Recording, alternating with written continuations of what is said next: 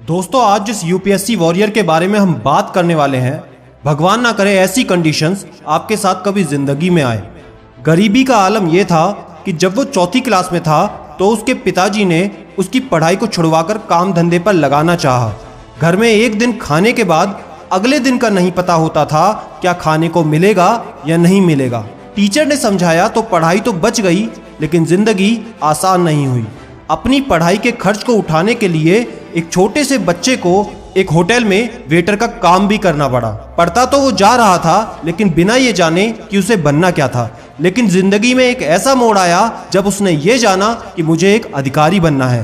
तो दोस्तों आज हम बात करेंगे महाराष्ट्र के शूरवीर यूपीएससी वॉरियर शेख अंसार अहमद यानी कि अंसार शेख के बारे में। जानेंगे उनसे जुड़े हुए वो दिलचस्प किस्से और उनकी ऐसी सटीक स्ट्रेटजी जिसने न केवल उनकी बल्कि उनके पूरे परिवार की जिंदगी को रातों रात चमका दिया और बना दिया सबसे कम उम्र का आईएएस अधिकारी। बस वीडियो को पूरा एंड तक देखना, क्योंकि इस वीडियो के बिल्कुल आखिरी में एक बहुत ही स्पेशल मैसेज है अंसार शेख का आप सबके लिए। वीडियो को शुरू करने से पहले एक स्पेशल बात, अगर आपका कोई भी सवाल हो तो इंस्टाग्राम पर आप मुझसे पूछ सकते हैं, लिंक डिस्क्रिप्शन में है।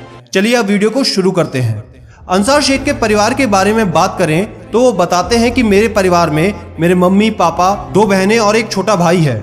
भारत में जितने भी कुप्रथा हैं, दहेज से लेकर बचपन में शादी से लेकर घर में झगड़े से लेकर ज्यादा शादी करने तक, हर तरह की कुप्रथा उन्होंने बचपन में ही देख ली थी। एक बार अंसार जी को एक कंप्यूटर कोर्स करना था जिसकी फीस लगभग 2800 रुपए थी। उस फीस को चुकाने के लिए उस 10वीं क्लास के लड़के ने एक होटल पे काम करना शुरू किया, जहां पर उसे हाथों से फर्श पर पोछा लगाना पड़ता था, कस्टमर्स को चाय सर्व करनी पड़ती थी और दूर से भारी बर्तनों में पानी भरकर लाना पड़ता था। अंसार कहते हैं, मुझे अपनी पढ़ाई को जारी करने के लिए कोई भी काम करना पड़ता था तो मैं बिल्कुल तैयार रहता था, क्योंकि मुझे अपनी पढ़ाई हर हालत में जारी रखनी थी।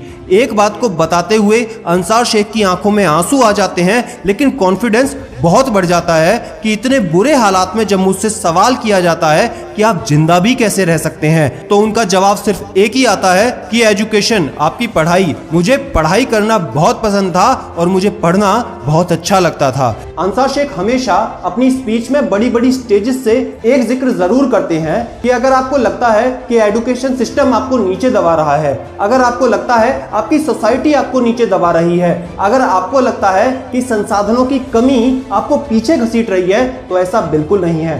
सिर्फ और सिर्फ एक ही चीज आपको पीछे घसीटती है, वो है आपका माइंडसेट।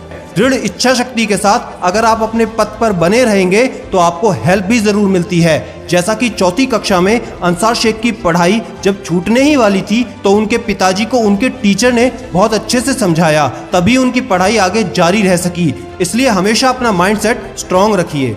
सबसे जरूरी बात अंसार शेख बताते हैं कि 11वीं 12वीं की पढ़ाई उन्होंने आर्ट से करी और बहुत मन लगाकर उन्होंने पढ़ाई की। उन्होंने अपनी पढ़ाई के दौरान 91% मार्क्स भी हासिल किए और संस्कृत, जो कि उन्होंने सिर्फ 11वीं 12वीं में पढ़ा था, उसमें 100 में से 100 मार्क्स हासिल करें। मार्क्स का जिक्र वो हमेशा इसलिए नहीं करते कि मार्क्स आपको इंटेलिजेंट बताते हैं, बल्कि वो ये बताते हैं कि आप कितने मेहनती हो, कितने हार्ड वर्किंग हो, जो कि यूपीएससी के लिए बहुत जरूरी है। 11वीं 12वीं की पढ़ाई के दौरान वहां के टीचर्स के द्वारा उनको पता चला कि यूपीएससी एक चीज होती है जिसके द्वारा आप कलेक्टर बन सकते हैं, आईपीएस बन सकते हैं। और वहां से उन्होंने डिसाइड किया कि खोने के लिए मेरे पास कुछ भी नहीं है, क्यों ना एक बड़ा दांव लगाया जाए, यूपीएससी की तैयारी को पूरे दमखम के साथ किया जाए।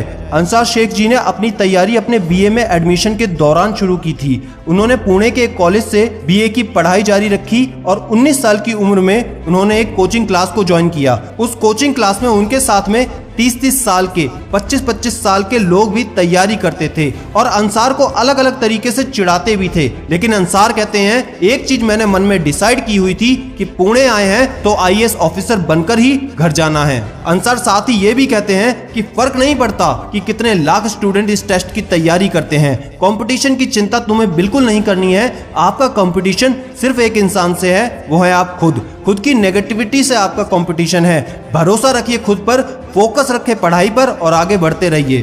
दोस्तों मैं आपसे पूछता हूँ, 21 साल की उम्र क्या होती है, 21 साल की उम्र में आप क्या कर रहे हैं, 21 साल की उम्र में कौन सी गर्लफ्रेंड बॉयफ्रेंड के बारे में आप सोच रहे हैं, 21 साल की उम्र में कौन सी वेब सीरीज आप देख रहे हैं, 21 साल की उम्र में आपका गोल तक डिसाइड नहीं है, 21 साल की उम्र में तुम्हारे पेरेंट्स तुम्हें पढ़ने के लिए बार बार बोलते हैं, 21 साल की उम्र में तुमसे अपना टाइम टेबल तक फॉलो नहीं होता, 21 साल की उम्र में तुम्हें यह नहीं पता चलता कि जिंदगी आसान नहीं होती, आसान बनानी पड़ती है। दोस्त, उसी 21 साल की उम्र में उस लड़के ने मेंस के पेपर जब लिखे तो अंसार कहते हैं दिन में 6 घंटे हमको लिखना पड़ता था, 8000 शब्द लिखने पड़ते थे, लिखते लिखते मेरे हाथ का अंगूठा सूज जाता था जिसको आधे घंटे के लिए गर्म पानी में रखना पड़ता था, कुर्सी पर बैठे बैठे ही लिखते लिखते वो सो जाते थे, कमर का दर्द होना शुरू हो गया था, आंखों के चश्मे का नंबर तक बढ़ चुका था, लेकिन संघर्ष अभी भी जारी था। इंटरव्यू के कुछ दिन पहले ही अंसार जी के जीजा जी चल बसे थे, लेकिन उनकी दीदी ने कहा कि अंसार अपनी पढ़ाई को जारी रखो